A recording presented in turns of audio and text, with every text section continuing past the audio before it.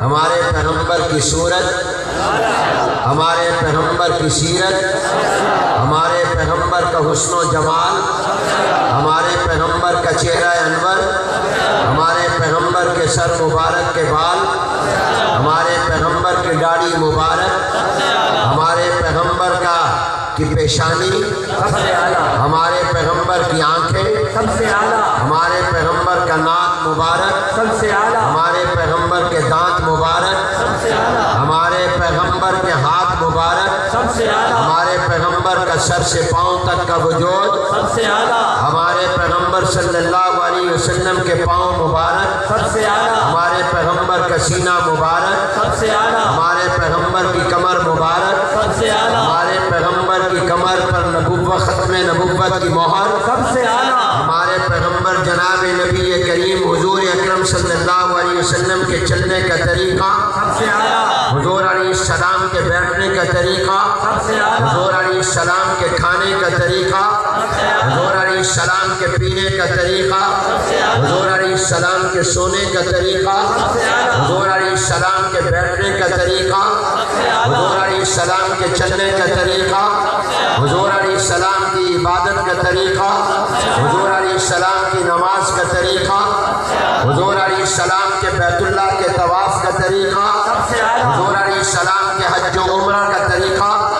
حضور علیہ السلام کا عرفات کے اندر دعائیں مانگنے کا انداز، حضور علیہ السلام کی مزدلفہ کی رات، حضور علیہ السلام نے مینا میں رمی جمرات، حضور علیہ السلام کی مکہ کی زندگی، حضور کی مدینہ کی زندگی، حضور علیہ السلام کے اعلان نبوت سے پہلے کی 40 سالہ زندگی، حضور علیہ السلام کے اعلان نبوت کے بعد کی 23 سالہ زندگی، حضور علیہ السلام کا دن، حضور علیہ السلام کی رات، حضور علیہ السلام کی صبح، حضور علیہ السلام کی شام، حضور اکرم صلی اللہ علیہ وسلم کی ازواج مطہرات، حضور علیہ السلام کے صحابہ، حضور اکرم صلی اللہ علیہ وسلم کے اہل بیت، حضور اکرم صلی اللہ علیہ وسلم کی چاروں بیٹیاں، حضور اکرم صلی اللہ علیہ وسلم کے مؤذن،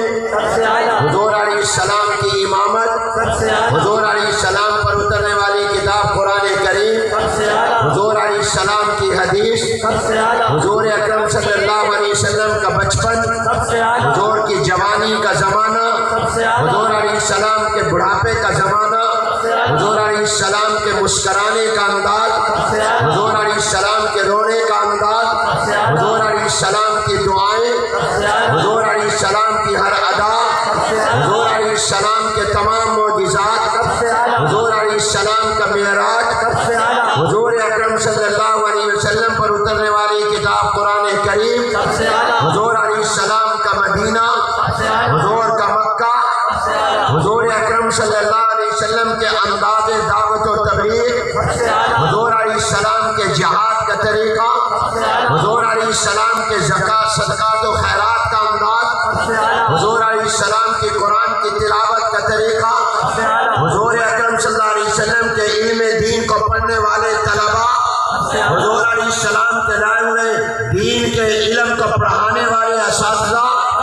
اور جس مجلس میں حضور علیہ السلام کی نعت ہو وہ مجلس، اور جس مجلس میں قرآن کریم جو حضور پر اترا پڑھا جائے وہ،